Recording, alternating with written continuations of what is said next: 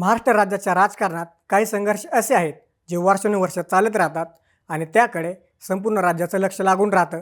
जेव्हा आपण नाशिक जिल्ह्याच्या राजकारणाचा विचार करतो तेव्हा हे खूप मोठं नाव आपल्या समोर येतं आणि ते म्हणजे छगन भुजबळ. महाराष्ट्राच्या राजकारणातला एक दिग्गज नेता, अनेक दशकांचा अनुभव असलेले, अनेक महत्त्वाच्या खात्यांचे मंत्रिपद सांभाळलेले, महाराष्ट्राचे माजी उपमुख्यमंत्री आणि एक मास लीडर अशी छगन भुजबळ यांची ओळख आहे. एकेकाळी समता परिषदेच्या माध्यमातून संपूर्ण देशात ओळखला जाणारा हा नेता छगन भुजबळ म्हणजे महाराष्ट्रातील सध्याचा सर्वात मोठा ओबीसी नेता. एकेकाळी महाराष्ट्रात भाजप नेते गोपीनाथ मुंडे राज्यातील सर्वात मोठे ओबीसी नेते होते. मुंडे हयात असताना एक गठ्ठ ओबीसींची मतं ते भाजपकडे वळवायचे.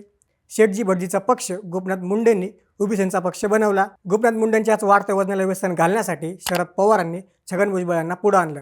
कित्येक वेळा त्यांना मंत्रिपदं दिली, अगदी राज्याचं उपमुख्यमंत्रीपदसुद्धा त्यांना दिलं आणि तिथून पुढंच भुजबळ राज्यात एक मोठा नेता म्हणून उदयास आले.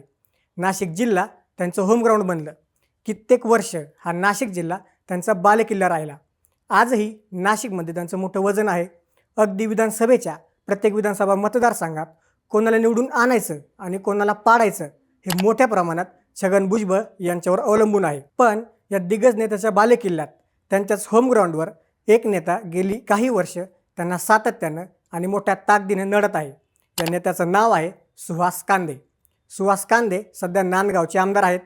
ते सध्या शिवसेना एकनाथ शिंदे गटाचे आमदार आहेत.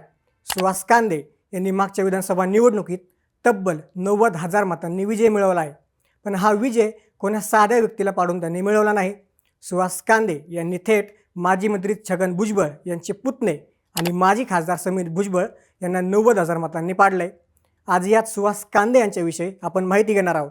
संपूर्ण राज्याचं राजकारण करणाऱ्या भुजबळ यांना कांदे कशा प्रकारे नाशिकमध्ये आव्हान निर्माण करत आहेत, त्यांची राजकारणात नेमकी एंट्री कशी झाली, थेट भुजबळ साहेबांसारख्या मोठ्या नेत्याला सुहास कांदे कसे लढत आहेत, याविषयीची माहिती आपण या व्हिडिओमधून घेणार आहोत.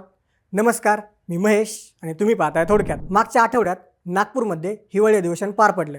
या हिवाळी अधिवेशनात मुख्यमंत्री देवेंद्र फडणवीस, एकनाथ शिंदे, सतेज पाटील, शशिकांत शिंदे यांच्या भाषणाची मोठी चर्चा झाली. पण हे हिवाळी अधिवेशन चालू असताना 12 डिसेंबरला एका विधानानं संपूर्ण अधिवेशन गाजलं. विधानसभेचे अध्यक्ष महोदयांशी झालेल्या बाचाबाचीत नांदगावचे आमदार सुहास कांदे यांनी एक विधान केलं. मी भुजबळला पाडून आलोय असं विधान आमदार कांदे यांनी केलं. आता तुम्ही म्हणाल या विधानात एवढं विशेष काय, ते आमदार आहेत म्हटल्यावर कोणाला तरी पाडलं असेलच. पण कांदे यांनी ज्यांना पाडलंय ते आहेत छगन भुजबळ यांचे पुतणे समीर भुजबळ. सुहास कांदे यांचा राजकीय प्रवास पाहिला तर लक्षात येतं की तो कोणत्याही सोप्या वाटेने झालेला नाही. ते पारंपरिक राजकीय घराण्यातून आलेले नाहीत, त्यामुळे त्यांचा उदय अधिक लक्षणीय ठरतो. सुहास कांदे यांनी त्यांच्या राजकीय कारकिर्दीची सुरुवात नाशिकमध्ये एक युवा नेता म्हणून केली. सुरुवातीला राज ठाकरेंच्या महाराष्ट्र नवनिर्माण सेनेमध्ये ते सक्रिय होते. मनसेमध्ये असताना त्यांनी नाशिकमध्ये अनेक आंदोलनं आणि लोकप्रिय कामातून आपली ओळख निर्माण केली. ते नाशिकच्या नांदगाव या मतदारसंघातून येतात आणि नाशिक म्हटलं की छगन भुजबळ यांचा बालेकिल्ला मानला जायचा. संपूर्ण नाशिकमध्ये भुजबळ आणि त्यांच्या कुटुंबियांचं वर्चस्व होतं. नाशिकचा खासदार कोण होईल आणि प्रत्येक मतदारसंघात आमदार कोण होईल हे भुजबळच ठरवायचे. त्यावेळेस छगन भुजबळ थेट गोपीनाथ मुंडेंशी ओबीसी मतांसाठी राज्यात स्पर्धा करत होते. 2009च्या लोकसभेला नाशिकमधून भुजबळ यांचे पुतणे समीर भुजबळ निवडून आले होते. तर नांदगाव मतदारसंघातून भुजबळ यांचे पुत्र पंकज भुजबळ निवडून आले होते. तर स्वतः छगन भुजबळ नाशिकच्या येवला या मतदारसंघातून निवडून आले होते. म्हणजे एकाच वेळी भुजबळ यांच्या घरात 2 आमदारकी आणि नाशिकची खासदारकी होती. तसेच स्वतः भुजबळ राज्याचे उपमुख्यमंत्रीसुद्धा होते. पण याच वेळेस सुहास कांदे यांनी थेट भुजबळ यांना आव्हान देण्याचं ठरवलं. 2009 साली त्यांनी नांदगाव मतदारसंघाची निवडणूक लढवण्याची तयारी केली, पण त्यांना पक्षाकडून तिकीट नाकारण्यात आलं. पण कांदे यांनी भुजबळ यांना विरोध करणं चालूच ठेवलं. सुहास कांदे यांनी 2014च्या निवडणुकीची जोरदार तयारी केली. शिवसेनेकडून सुहास कांदे यांना तिकीट मिळालं. त्यांच्यासमोर थेट भुजबळ यांचे पुत्र आमदार पंकज भुजबळ होते. पण या निवडणुकीत पंकज भुजबळांनी सुहास कांदेंचा 18,000 मतांनी पराभव केला. पण 14लाच सुहास कांदे नांदगावचे आमदार झाले असते. पण भाजपचे उमेदवार अद्वै हिरे यांच्यामुळं सुहास कांदेंचा पराभव झाला. याचं कारण म्हणजे 14ला राज्यात महायुती म्हणून एकत्र असणाऱ्या भाजप आणि शिवसेनेची युती तुटली होती. राज्यात भाजप आणि शिवसेना सोबळावर लढले. शिवसेनेकडून सुहास कांदे उभे राहिले, तर भाजपकडून अद्वै हिरेंना तिकीट मिळालं. राष्ट्रवादीकडून लढताना समीर भुजबळांना साधारण 70,000 मतं मिळाली, तर सुहास कांदे आणि अद्वै हिरे यांना प्रत्येकी 50,000 मतं मिळाली.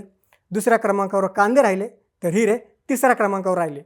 पण भुजबळ यांचा 18,000 मतांनी विजय झाला. शिवसेनेची जागा असूनसुद्धा भाजपने उमेदवार दिल्यानं सुहास कांदे यांचा पराभव झाला. पण याच निवडणुकीत सुहास कांदे पहिल्यांदा संपूर्ण नाशिक जिल्ह्यात चर्चेत आले. भुजबळ यांना पहिल्यांदा सुहास कांदे यांच्या रूपानं नांदगावमध्ये धोक्याची घंटा मिळाली होती. पुढे सुहास कांदे यांनी छगन भुजबळ यांचा विरोध कायम ठेवला. हळूहळू भुजबळ आणि कांदे यांच्यातला हा संघर्ष आणखीनच टोकाला गेला. पुढे 19च्या निवडणुकीत सुहास कांदे पुन्हा शिवसेनेकडून उभा राहिले, तर समोर पुन्हा एकदा छगन भुजबळ यांचे पुत्र आमदार पंकज भुजबळ होते. त्या निवडणुकीच्या काही दिवस आधी छगन भुजबळ जेलमधून बाहेर आले होते. जेलमधून बाहेर आल्यानं भुजबळ यांच्याविषयी संपूर्ण नाशिक जिल्ह्यात प्रचंड सहानुभूती निर्माण झाली होती. तसेच शरद पवारांनी सुद्धा संपूर्ण राज्यात भाजप आणि शिवसेना यांच्या विरुद्ध जोरदार प्रचार केला होता. भुजबळ जेलमधून बाहेर आल्यानं नाशिकमधील साधारण सगळ्याच विरोधी पक्षातील नेत्यांनी भुजबळ यांच्यावर टीका करणं टाळलं होतं. पण सुहास कांदे यांनी मात्र नांदगावमध्ये भुजबळ पितरांविरोधात जोरदार प्रचार केला. कांदे यांनी स्थानिक प्रश्नांवर आणि भुजबळ कुटुंबाच्या कथित वर्चस्व वादावर लक्ष केंद्रित करून जनतेची सहानुभूती मिळवली आणि या निवडणुकीत त्यांनी राष्ट्रवादीचे दिग्गज उमेदवार आणि भुजबळ कुटुंबातील सदस्य पंकज भुजबळ यांचा धक्कादायकरित्या पराभव केला. हा विजय म्हणजे त्यांनी एक प्रकारे भुजबळ कुटुंबाच्या वर्चस्वाला थेट आव्हान दिलं होतं. हा विजय सुहास कांदे यांच्यासाठी खूप महत्त्वाचा होता, कारण या विजयानंतर सुहास कांदे यांची ओळख नांदगावचे आमदार म्हणून नव्हे तर भुजबळांना आव्हान देणारा नेता अशी निर्माण झाली होती. नांदगाव विधानसभा मतदारसंघात भुजबळ कुटुंबियांचे दीर्घकाळ वर्चस्व पाहायला मिळाले आहे. आमदारकीच्या विजयानंतर सुहास कांदे यांनी या वर्चस्वाला थेट आव्हान देण्यास सुरुवात केली. हा संघर्ष दादागिरी किंवा वर्चस्व याच्याऐवजी स्थानिक लोकांचे नेतृत्व विरुद्ध पारंपरिक सत्ता केंद्र असा बनला. पुढे शिवसेनेत फूट पडल्यानंतर कांदे यांनी शिंदे गटात सामील झाले. सत्तेत आल्यानंतर त्यांनी भुजबळ कुटुंबियांविरोधात आक्रमक पवित्रा स्वीकारला. हा संघर्ष अधिक तीव्र झाला जेव्हा सुहास कांदे यांनी भुजबळ कुटुंबातील सदस्यांवर आणि विशेषतः समीर भुजबळ यांच्यावर आर्थिक गैरव्यवहार आणि प्रशासकीय अधिकाऱ्यांचा गैरवापर केल्याचे थेट आरोप केले. या आरोपांमुळे हा संघर्ष केवळ राजकीय न राहता तो वैयक्तिक आरोप आणि प्रत्यारोपांच्या पातळीवर गेला. पुढे मागच्या विधानसभा निवडणुकीत हा संघर्ष आणखीनच टोकाला गेला. मागच्या निवडणुकीत सुहास कांदे यांच्या विरोधात छगन भुजबळ यांचे पुतणे समीर भुजबळ अपक्ष म्हणून उभे राहिले. अपक्ष असले तरी भुजबळांची मोठी ताकद त्यांच्या पाठीशी होती. तसेच समीर भुजबळ नाशिकचे खासदारसुद्धा राहिलेले आहेत आणि महत्त्वाचं म्हणजे समीर भुजबळ यांना छगन भुजबळ यांचे राजकीय वारसदार मानलं जातं. त्यामुळे छगन भुजबळांचा राजकीय वारसदाराच्या विरोधात उभा राहिल्यानं ही निवडणुकीत संपूर्ण राज्यात गाजली. या निवडणुकीच्या प्रचारात अनेक वेळा भुजबळ आणि कांदे एकमेकांच्या थेट अंगावर गेले. तसेच भुजबळ मंत्री असल्याने त्यांनी सुहास कांदे यांची सगळीकडूनच चांगलीच कोंडी केली. महत्त्वाचं म्हणजे सुहास कांदे शिवसेनेच्या तिकिटावर उभे होते, तर भुजबळ अपक्ष होते. पण अपक्ष असूनही समीर भुजबळांना महायुतीचे अधिकृत उमेदवार म्हणून मान्यता मिळाली होती. त्यामुळे भाजपच्या कार्यकर्त्यांनी सुद्धा सुहास कांदे यांच्या विरोधात प्रचार केला. निवडणुकीत कांदे यांचा पराभव होईल असं वाटत असताना कांदे यांनी तब्बल 90,000 मतांनी विजय मिळवला आणि भुजबळ कुटुंबियांचा नांदगावमध्ये अक्षरशः सुपडा साफ झाला. सुहास कांदे 2 वेळेस नांदगावचे आमदार झाले आहेत, पण दोन्ही वेळेस त्यांनी भुजबळ कुटुंबातील महत्त्वाच्या सदस्यांचा पराभव केलेला आहे. छगन भुजबळ हे राज्याच्या राजकारणातील एक मोठे नेते आहेत. राज्यात त्यांचं मोठं वजन आहे. त्यांच्याकडे राजकीय अनुभव, सत्ता आणि मोठं राजकीय नेटवर्क आहे. तरीही सुहास कांदे त्यांना सातत्याने भारी पडत आहेत. याचं मुख्य कारण म्हणजे कांदे यांची थेट लढण्याची रणनीती. सुहास कांदे यांनी कधीही भुजबळ यांच्यासारख्या दिग्गजांचा आदर ठेवून दबून राजकारण केलं नाही. त्यांची शैली एकदम आक्रमक आणि ऑन द फेस आहे. ते आपले मुद्दे थेटपणे माध्यमांसमोर, विधानसभेत आणि लोकांमध्ये मांडतात. या थेटपणामुळे त्यांना तरुण वर्गाची आणि बदल शोधणाऱ्या लोकांची मोठी सहानुभूती मिळते. कांदे यांनी स्वतःला नांदगावचा स्थानिक सेवक आणि भुजबळाच्या राजकीय वर्चस्वाचा बळी म्हणून प्रभावीपणे लोकांसमोर उभं केलं आहे. त्यांनी स्थानिक लोकांच्या पाणी, रस्ते आणि विकासाच्या मूलभूत प्रश्नांना केंद्रस्थानी ठेवून हा संघर्ष लोकांचे हित विरुद्ध सत्ता असा भावनिक बनवला. त्यांच्या आक्रमक शैलीमुळेच ते भुजबळ साहेबांसारख्या मोठ्या नेत्यालाही भारी पडताना दिसत आहेत.